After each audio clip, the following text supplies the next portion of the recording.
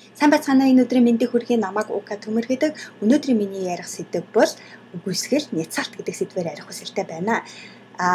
Хэн нэгэн намайг үгүйсгэх болов уу? Эсвэл хэн нэгэнд би няцаагдах болов уу гэж боддог учраас бид үйлдэл хийхээс имээдэг. Гэхдээ айцаа дараад үйлдэл хийсэн ч гэсэн дараагийн алхам нь хэн нэгэн би үгүйсгэх болов уу эсвэл няцаагдах болов уу гэж бас боддог. Хэн нэгэн таныг үгүйсгэлээ гэж бодоход та тэр үгүйсгэлийг хэрхэн хүлээж авч байгаа маш чухал. Та өөртөө юу гэж хэлж байна вэ? Та түүний тухай юу гэж бодож байна вэ гэдэг маш чухал байдаг. Жишээлбэл та өөртөө сөрөг үгнүүдийг хэлж байна уу?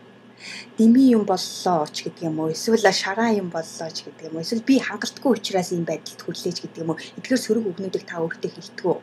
Хэрвээ тийм бол та өөрийгөө давхар үгүйсгэж, давхар няцааж байна гэж бодох хэрэгтэй. Өнөөдөр би юу хэлэх гэсэн бэ гэвэл тэдгээр таныг үгүйсгэж байгаа, няцааж байгаа тэдгээр хүмүүс таныг биш, зөвхөн таны хийсэн тэр ажил, таны хийсэн тэр ажлын үр дүнг үгүйсгэж няцааж байдаг.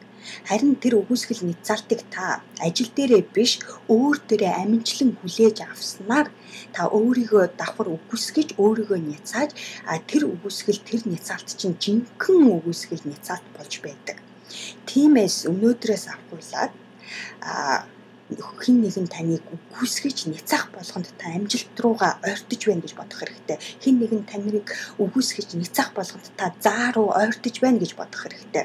Хэн нэгэн таныг няцааж үгүйсгэх болгонд та улам эрч хүчтэй болж байна гэж бодох хэрэгтэй.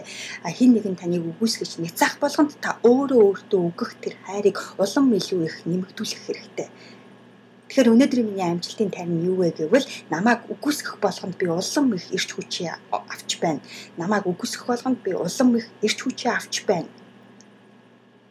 Тэгэхээр та бүхэндээ амжилт хүсье. Дараагийн видео бичлэг хүртэл баярлалаа.